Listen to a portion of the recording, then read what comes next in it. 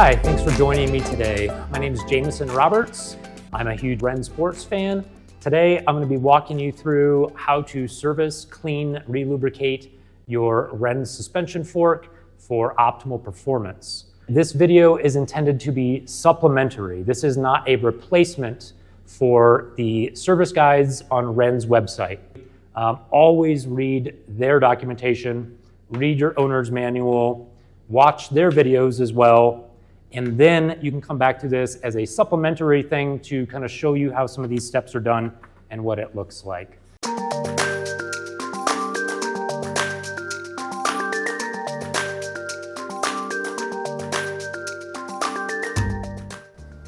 Okay, these are all the tools that we're going to need today. First off, you're going to want to get the Wren suspension fork service instructions printed off and follow these step by step. This covers the air side and the damper side. The damper itself never needs servicing, but you can follow these to remove the damper if you want to clean out and re-grease the upper arms. To remove your bash guards, you're going to need a T20 Torx wrench. If you're going to be cleaning your damper side, you're going to need a 1.5 millimeter hex to remove the bottom damper adjustment knob and a 2 millimeter hex to remove the top lockout cap. If you're going to be removing the fork from your bike, you're going to need some hex wrenches to get your wheel off and a 5 millimeter hex wrench here, typically to remove your brake calipers from the fork. For the grease, we're going to be using the recommended Slick Honey grease. This works great for a lot of different weather conditions, but depending on your environment, you might need a different grease. We're also going to be using the Molly Coat 55, also called Dow Corning 55, O-ring lubricant to lubricate the O-rings. It's very expensive, so you just need a little amount. This will last you years. To remove the middle wipers or collars, you're going to want either an old inner tube or one of these rubber jar openers, or you could even use one of these tools that has like a thick rubber band to get some good leverage on it. And then you will want a high pressure shock pump. For the air side of the fork, you'll need to let all the air out the top and the bottom chambers for servicing, and so you'll need to refill that when you're done. Also, this is used to push the pistons out of the bottom of the fork. You'll also need some bent needle nose pliers similar to this to be able to loosen and tighten the upper bushing caps within the fork arms. Optionally, you may want a 27 millimeter socket to remove the damper from the damper side so that you can clean out and re-grease the upper arms of the damper side. The damper itself does not ever need servicing though. If you are going to clean and re-grease your damper side, you will need a 9 millimeter socket to remove the bottom damper adjustment knob. You're also going to need a flat 26 millimeter socket, and this is going to be to open up the air side of the fork. And you'll notice it is flat here where these ridges are flush with the top of it, and that's important because this is a very low profile nut on the air side and you don't want to strip it. This will give you a better grip. Obviously, you're going to need your wrench as well for those sockets. I use a little hook pick tool to remove the O-rings off of the pistons so I can clean those out better. And you're not going to need these exact things. You're just going to need some sort of tool that's maybe about 18 inches long. You could maybe tape a couple chopsticks together or buy a wood dowel from your local hardware store. This is going to be used to push paper towels or lint-free towels up and down the upper arms to clean out the old grease. I also use these reusable kind of rubber coated twist ties to hold up the parts on my bike as I remove them, and those are handy. If you did remove the fork from the bike when reinserting the headset bearings and pieces, you're going to want some grease. I'm using Park Tools high performance grease for this. You're also going to want a 2x4 block and a little hammer or a mallet. This is going to be used for reinserting the lower bushings into the upper arms, as it can be a very tight fit, and this will allow you to safely tap those in. You'll also want a torque wrench ideally so that you can adjust the tightness of the air and damper sides to the appropriate torque settings. You'll want some rubber gloves as we're getting greasy here. This is a Teflon lubricant. You don't need that for today's service. This is more for the exposed part of the stanchions down the road if you need to kind of wipe those and give them a little bit of lube, but we're not using that today. So these are basically the tools that we're going to be using for today's clean and service, and obviously the Wren service guide. There's a couple ways to do this. You can either service it while the fork remains on the bike, which is going to be a little trickier. You might have to flip the bike upside down a bit. In this case, I'm going to show you how to actually remove the fork from your bike, and we're going to work on it in our work stand to make it a lot easier to get to all the different components. Okay, at this point we're going to cut off the zip ties holding the brake line to the fork, and now use a 5mm hex wrench to remove our brake calipers, and we're going to get those out of the way here. We're going to set those bolts up on our parts mat here. We have little magnetic pieces to hold on to those. And now we want to take that brake caliper, and we're going to remove that and strap that to the bike frame using one of our reusable zip ties here.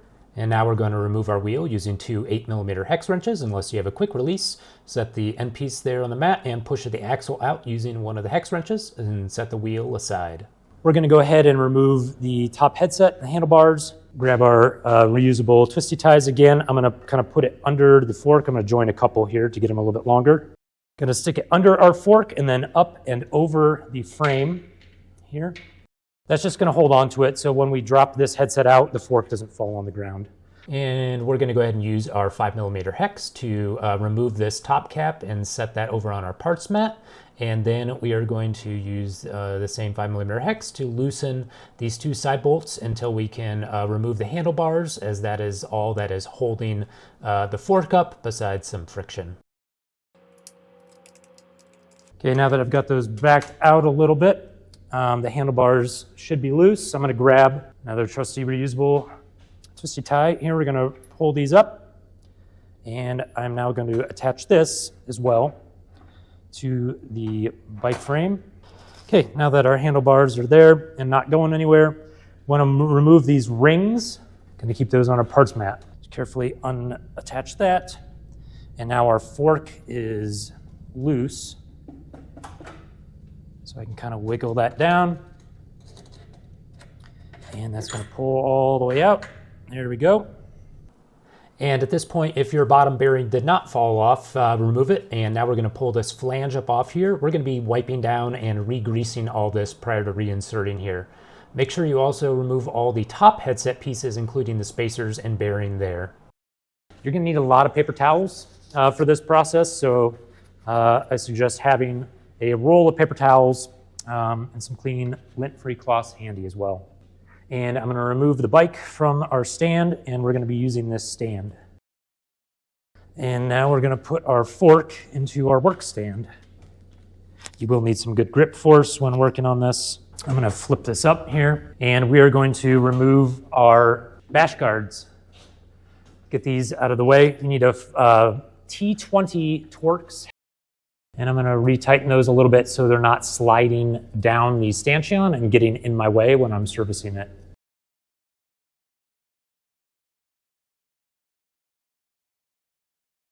So now the next step is we want to take all of the air out of the air side of this fork, both the top and the bottom. So I'm going to go ahead and remove this red air cap from the bottom of the air side first. Just push something in there.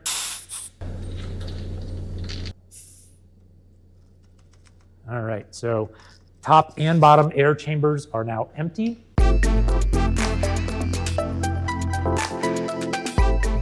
I'm going to start with the damper side. There's a little less to do in there. So I'm going to start by flipping this over. Okay, so one really important thing you need to note and do before you open up this damper side is you must ensure that this damper adjustment knob is in the middle of its range position. If this knob is at one far end of the range or the other, when you remove the damper, it can actually ruin the damper and you'd have to get a new one from Wren Sports. So what I'm going to do is I'm going to turn this all the way till it gets to one stopping point. There we go. And then I'm going to count how many turns it takes to get to the other stopping point. 1, 2, 3, 4, 5, 6, 7, 8. So 8 turns. So I'm going to turn it back 4 times now to get it somewhere in the middle there. 1, 2, 3, 4. And then just get this red knob. You need that kind of sticking out so you can access the little hex screw. All right, so now that we're in the middle, we're gonna pull this top knob off here. 1.5 millimeter hex wrench. You're gonna back out that little threaded hex inside there just so you get like a couple threads out. Don't remove it all the way. Once you have a couple threads sticking out, just pull straight up, and that removes that cap. Set this on your parts table. Now you're gonna need a 9 millimeter socket to remove this piece out of here. And then you're gonna just pull that straight out, and that is all rusty. We're gonna set that aside on our parts table. All right, at this point, we are ready to unscrew this, this middle oil wiper collar. This is basically hand tightened on there, so you may or may not need a tool to remove that. Different options, you can use a piece of an old inner tube. You can use one of these rubber kitchen jar openers, or if you have one, I'm using one of these. It's basically a thick rubber band that you can then attach and kind of use that to get some good leverage on this to remove it. There we go, so that popped loose, and now I should be able to get that off by hand with the rest of it.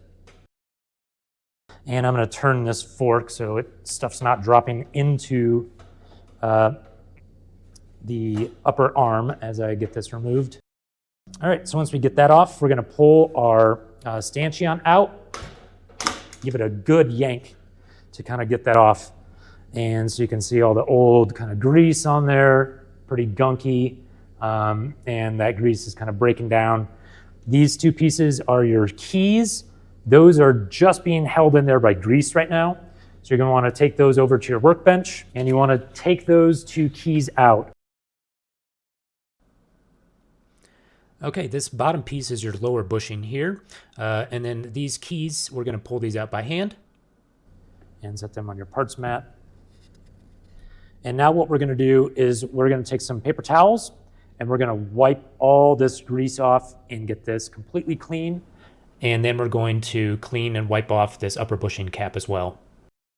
All right, I've gotten most of the dirty grease wiped off there, the keys out. You do want to take the paper towel and get it down into those key grooves really well. Make sure there is no grease in there because that will affect how the key sits in there and affect your performance. To remove the upper bushing cap here, you're going to need your bent needle nose pliers or a pin wrench and insert them into these two holes there to loosen this cap. Mine was actually hand tight as I hadn't done maintenance in a long time, so I just unscrewed it. Okay, now that I've got this piece kind of unthreaded, wipe that out a little bit. While you have the upper bushing cap removed, this is when you can actually remove the lower bushing and get this all wiped off. And on the inside, get that cleaned off, the old grease there, as well as the top and bottom lips to get that crusty gunk off. All right, that looks good. At this point, you're gonna wanna apply some slick honey on the inside of that lower bushing before reinserting. Let's slide that lower bushing on now, and now we're gonna take our upper bushing cap and reinstall that. And now we're ready to reinstall our keys. And so I'm gonna get those wiped off. You wanna remove all the grease from these little keys. They need to be looking just like clean copper. Go ahead and stick that one back in there. And reinsert that one. And now our damper stanchion is all cleaned up and ready for re-greasing. I recommend, if you're gonna be doing this regularly, more than a couple times, get the tub of it instead of the 2-ounce tube, as you're gonna get way more for the price with the tub. And just get some on our fingers, and we're gonna kind of build up a berm of it around these keys. And I forgot to show it in this video, but do apply it to the upper bushing on the outside as well. We'll be removing the damper to clean the old grease out of the upper arms, so you're going to need a 2mm hex to unscrew the top lockout cap here. And be very careful when you do this because there is a tiny ball and spring inside here, and you can see our ball is stuck to the top of our cap there. So you want to be very careful not to lose this. I'm going to take this over and set it on our parts bench. And now we're going to take our little tweezers here and we're going to pull out the tiny little spring that was sitting underneath where that ball was and set that on our parts mat. Take your 27mm socket, apply some good downward pressure, put your knee between the forks so it doesn't spin, and you're going to loosen that and then twist it off by hand. Once that's loose, go ahead and just pull straight up on that damper to remove it, and we're just going to wipe it off and be right back. All right, at this point, we're going to go ahead and take a lint-free cloth, and we're going to clean out the old grease from the upper arm here on the damper side. So you're just going to kind of bunch up that lint-free cloth, put it in the top tube here, and then this is where we're going to use that kind of 18-inch, 24-inch rod or so, that wood dowel, and to shove that down there. And then push it back from the other side, fold it over, and keep doing that until it comes out fairly clean. Just get a good wipe on the inside lip. And now we want to reapply some grease inside. So if you look down into the barrels here, you'll see, you might be able to see the 6 different channels and grooves there. And so that's what the keys slide up and down in, and we want to get grease all up and down this upper arm. I'll be using this silicone dish brush to apply new grease into the upper arms. I'm going to dip the silicone brush into the slick honey here. Apply some grease to this, kind of give it a spin as I kind of go down and distribute that. And then kind of just work it kind of up and down along the sides and try and get that clean grease pushed into the channels. All right, so I'm going to say that is regreased. And at this point, we're going to go ahead and reinsert our damper. We've wiped the damper clean. We're going to go ahead and flip our workstation down here and wipe out any excess grease out of the threads here, as well as the inside lip of this to make sure there's no contaminants there. Going to go ahead and insert our damper down into this, and you're going to start by backing the threads in reverse, is very fine threaded, and then forward once it catches. Using the 27mm socket again and your torque wrench, you are going to tighten the top damper down to 12.5 Newton meters. That's been tightened down. Now we're going to flip this back over and reinstall the bottom stanchion. Again, we're going to align this the proper way. And this was in lockout mode. If it wasn't, you can use your little blue key to get that put into lockout mode. And we're gonna find, there we go, we're sitting in the keyed slot now. Now we need to get our lower bushing put in there and get some of this excess grease removed. Okay, and now we're going to want to reinsert that lower bushing using the sharp edge of a 2x4, and with a hammer or mallet you're going to go around the bushing, slightly tapping that in. There is a split in the bushing you can see there. Want to make sure you tap it in evenly and don't get that too off balance until it's flush. All right, that looks flush. You want to use the 2x4 is because the wood is soft and it's not going to dent, scratch, or damage your bushing or your upper arm or your stanchion. You don't want to use anything hard like a metal or screwdriver or anything like that. That would definitely damage, scratch your components. I'm going to lean the fork back here a little bit so I can see down the barrel. There is a, if you look down in the top of here, let me move this down a little bit more. You can see a silver threaded piece. That's what the that little stem piece kind of unscrewed from. We need to make sure that's right in the middle of the arm. So I'm going to use, well, it's already lined up. If it's off to the side, you can pull your stanchion up just a little bit, use your hex wrench to kind of align that silver threaded piece right in the middle, and then push your stanchion down over top of it once it's aligned, and then it stays in a kind of little seated position there.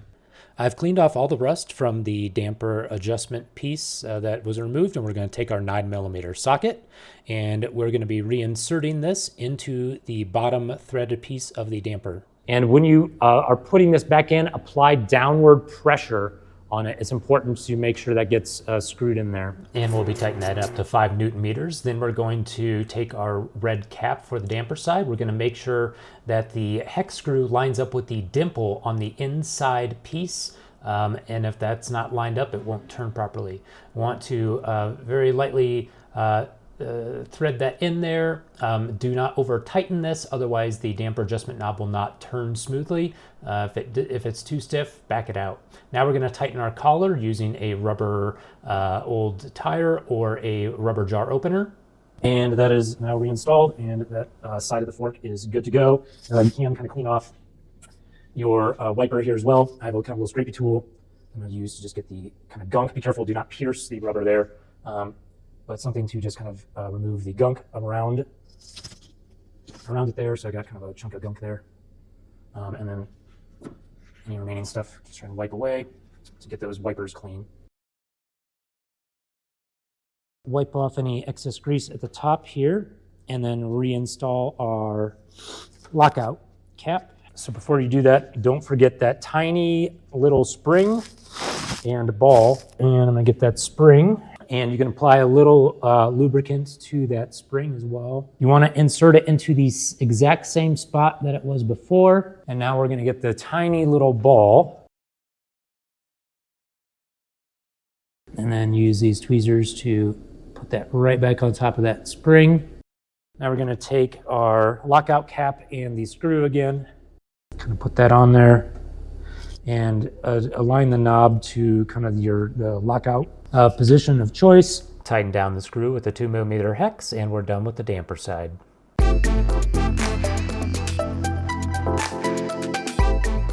All right, we're going to go ahead and get started on the air side here. If you haven't already done so, as a reminder, you need to remove the air from both the top and the bottom air chambers on the air side to avoid injury. You're going to need a 26mm flat socket, as we showed in the parts video. And then we're going to apply that on top of this. It's a very shallow nut, which is why you need the flat socket. Apply some pressure so it doesn't skip on you. And then once it pops loose there, go ahead and remove that nut. There we go. I'll set that on my parts table here. I'm going to spin this up. And we're going to remove that middle collar.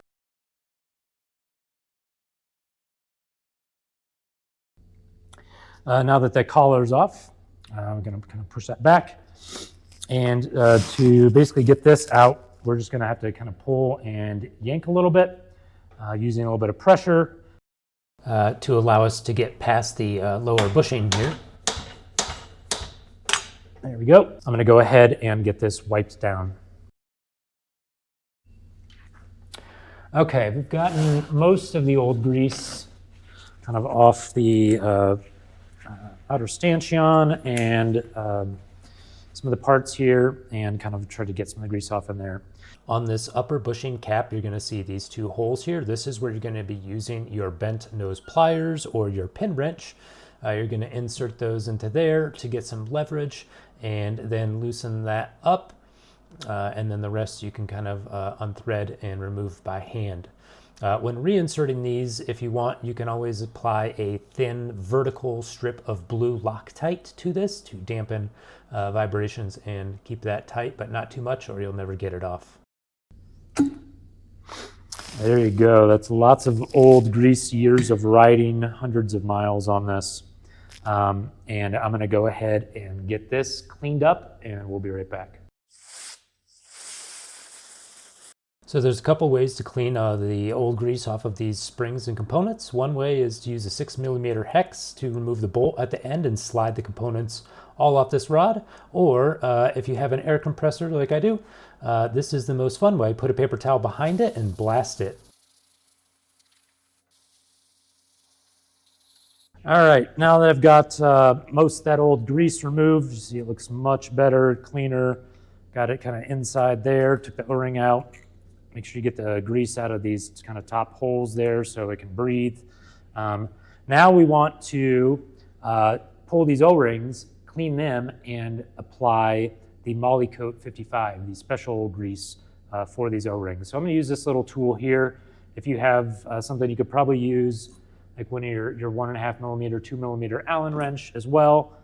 This just, I like to hook on it as it grabs them better. So we want to kind of hook under these, careful not to puncture them. and then you're going to kind of pull it out, hold it with one finger, and then kind of rotate it around a couple times to pull that off. Then we're going to use clean paper towel and kind of bunch it up a little bit and get it in these channels to get any old grease off.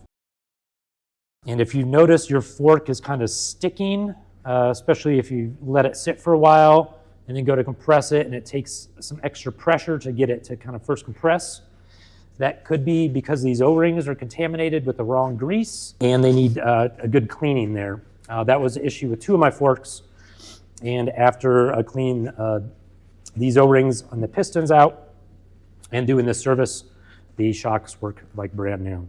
Take these O-rings and kind of loop them around in your paper towel, get the inside, outside, get all the old grease off so they have kind of an eggshell sheen to them. They should not be shiny, no oils on them whatsoever. And now, in the bottom of this, you're not going to be able to see it, but there is another one of these pistons with two O-rings on it that we need to get out. And to get that out, you're actually going to hook up, you can either do an air compressor or your shock pump.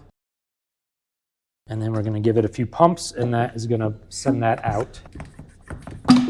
There we go. So we're going to do the same thing. We're going to wipe the old grease off, pull those O-rings off, wipe them down, and get this looking like brand new. All right, so now I've gotten these cleaned. You can see it's so much better. And taking the O-rings off, clean the channels out, clean the O-rings, reinstall the O-rings. I'm gonna put the O-rings back on our main air piston here. And then we're gonna apply Moly Coat 55, which is gonna be the Dow Corning Dow 55 O-ring lubricant, also known as Moly Coat 55. And what you're gonna do is you're gonna basically coat these in Moly Coat. You're gonna fill in, you can see there's kind of gaps between the O-ring and the channels there, the O-rings sit. So I kind of like to shove the O-rings to one side to maximize the size of that gap. And I'm just gonna smear and push Moly Coat into these, on both of these pistons with the O-rings.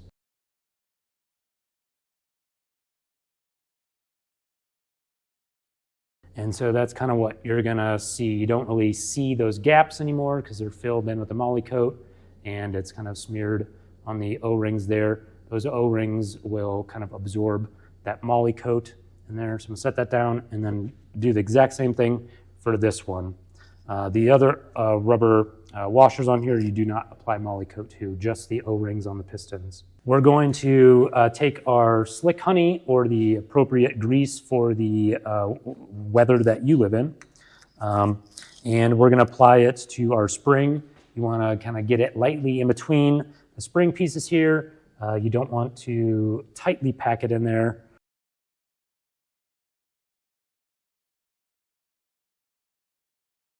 That is grease. That's how you grease your air spring and your bottom pistons.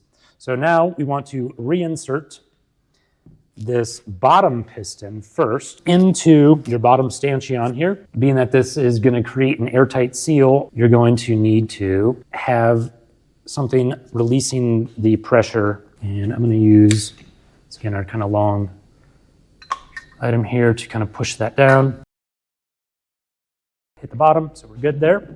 This is when you can actually remove the lower bushing and get this all wiped off, and on the inside, get that cleaned off, the old grease there, as well as the top and bottom lips to get that crusty gunk off. All right, that looks good. At this point, you're going to want to apply some Slick Honey on the inside of that lower bushing before reinserting.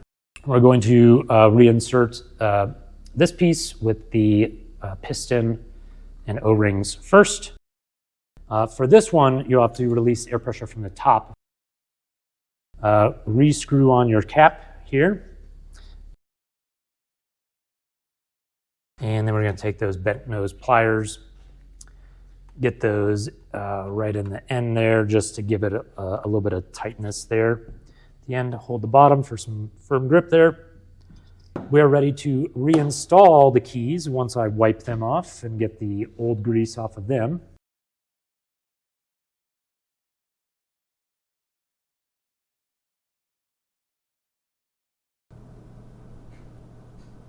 All right, we're going to apply some of the Slick Honey grease, like a berm around the keys and a bit above it, as well as you also want to smear some on this top bushing right above these keys here, that tan piece. I am going to be applying some grease to this bottom bushing. That's not necessary on the outside. The inside of the bushing is the important part from a previous step that we did. All right, at this point, we're going to go ahead and take a lint-free cloth and we're going to clean out the old grease from the upper arm here. So you're just going to kind of bunch up that lint-free cloth, put it in the top tube here, and then this is where we're going to use that kind of 18-inch, 24-inch rod or so, that wood dowel, and to shove that down there and then push it back from the other side, fold it over, and keep doing that until it comes out fairly clean. Just going to get a good wipe on the inside lip. And now we want to reapply some grease inside. So if you look down into the barrels here, you'll see, you might be able to see the 6 different channels and grooves there. And so that's what the keys slide up and down in, and we want to get grease all up and down this upper arm. I'll be using this silicone dish brush to apply new grease into the upper arms. I'm going to dip the silicone brush into the Slick Honey here. Apply some grease to this, kind of give it a spin as I kind of go down and distribute that. And then kind of just work it kind of up and down along the sides and try and get that clean grease pushed into the channels. All right, so I'm gonna say that is re-greased. And again, when you reinsert this, being that it is keyed, make sure this is facing the right way and lined up so your axle can properly go through. Going to kind of drop that down until we feel a keys slide, and there we're kind of lined up and it's hitting the keys. So we want to get our bushing in now. Okay, and now we're going to want to reinsert that lower bushing using the sharp edge of a 2x4, and with a hammer or mallet you're going to go around the bushing, slightly tapping that in. There is a split in the bushing you can see there. You want to make sure you tap it in evenly and don't get that too off balance until it's flush. All right, that looks flush. All right, now that we got that bushing in, we're reattaching the kind of middle oil wiper here. Again, you can use an old inner tube, a rubber jar opener, something that is going to give you some grip. And kind of get the crusty gunk off and wipe the rest off. So we just want to get that off of there and create a nice clean rubber wiper for it so it can efficiently remove dirt from the stanchion. When compressed, flip it back over, and we're gonna reattach our nuts. You will need to push this up to get this to pop through. Then hand tighten.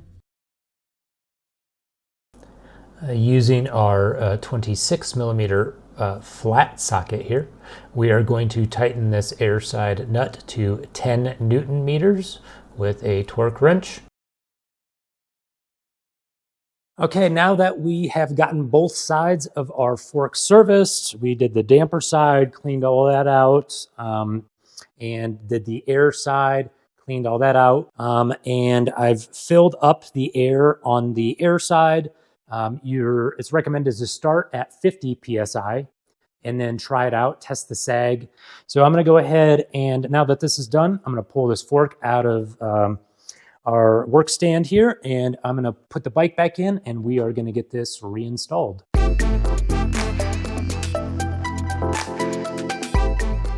Okay, I've gotten all my headset pieces kind of cleaned, wiped the old grease off, and those are ready to reassemble. This one's going to slide back on top of the fork with the ridge facing up. So I'm going to go ahead and get those installed now. And I'm going to do some grease on here, on these parts as I reassemble them. This is where I'm going to be using, personally I'm using the Park Tool High Performance Grease. And then I'm going to apply the grease to the bearings.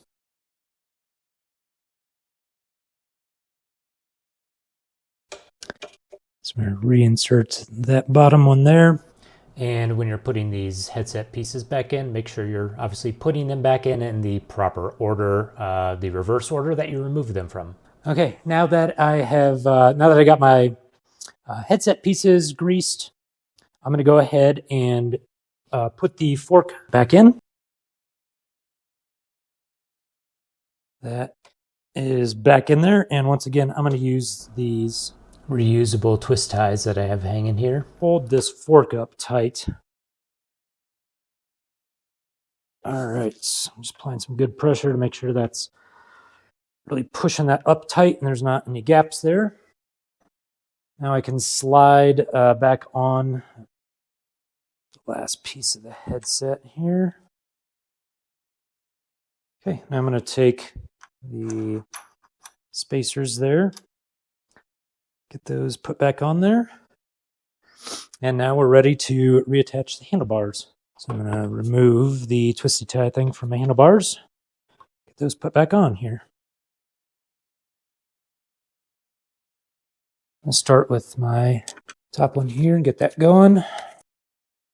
And line your handlebars up.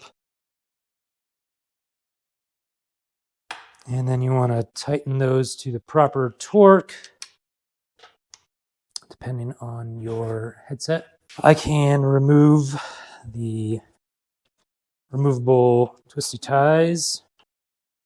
I'm going to get the wheel back on first and then put the brake on, as it might be a little bit easier than fighting with this big fat tire. All right, make sure both sides of your fork are even. Get your axle ready here. All right, I'm going to get this out of the stand so I can torque it a little bit more.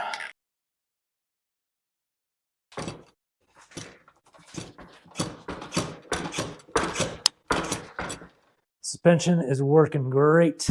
All right, at this point, I'm going to reattach the brake. So when you're putting your brakes back on, you don't want to tighten it down all the way. You want them just very lightly snug where it's not, flopping around loose. Now that we have the the brake caliper piece snug here, you can see it still kind of moves a little bit. I'm going to basically line up my vision looking straight on to the rotor through the brake pads. And I want to basically just slightly move this to get it perfect spacing on both sides from the pads to the rotor, so that the pads aren't pushing up against one side of the rotor or the other. I don't want it right in between. And then once you get it perfect on both sides, you're going to kind of give it a tighten here to kind of lock that in. And then give it a final snug if it looks good. Make sure it didn't move on you when you were snugging it up. Perfect. All right, now that we have our fork serviced, our brake reattached and aligned, our wheels reattached, I've already added the air. For me personally, I go about 65 PSI. As you remember, 50 is a starting point. As you can see, it's working great now.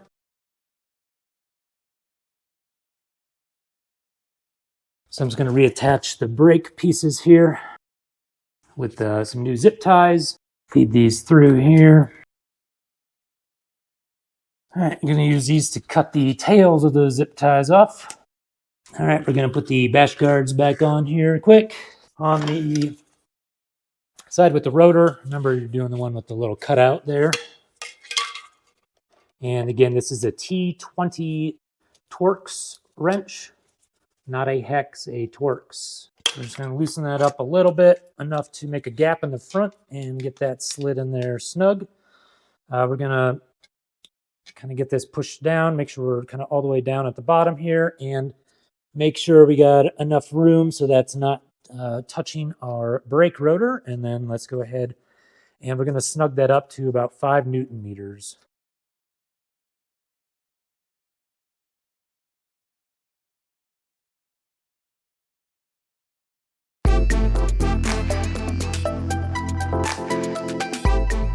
All right, so we've gotten our Wren Twin Air suspension fork serviced and lubricated here.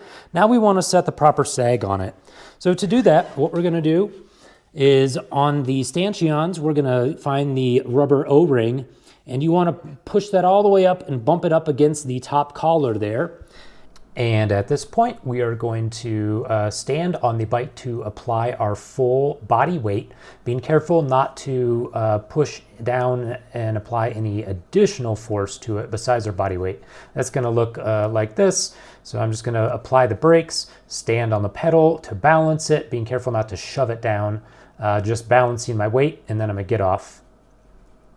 Okay, now that we got the sag set on that to the 30%, you want to just make sure whenever you're setting that sag, that bottom air chamber is empty.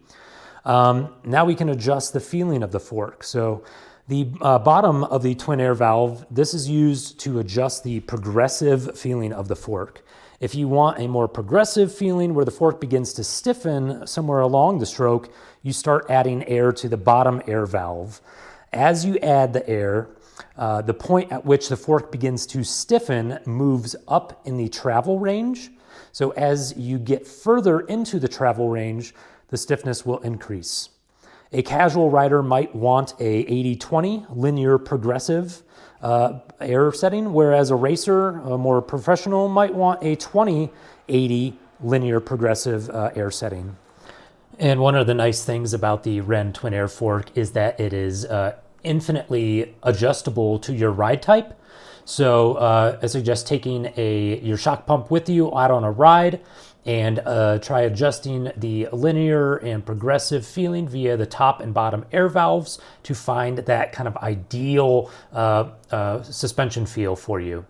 So for interim maintenance on the Wren forks, it's recommended to basically wipe these stanchions down after each ride with basically a gentle cloth, and use a good stanchion lube on the stanchions and seals after every other ride down here, and that'll keep these working like brand new. Every 100 to 125 hours of riding time, it's recommended to do this full service.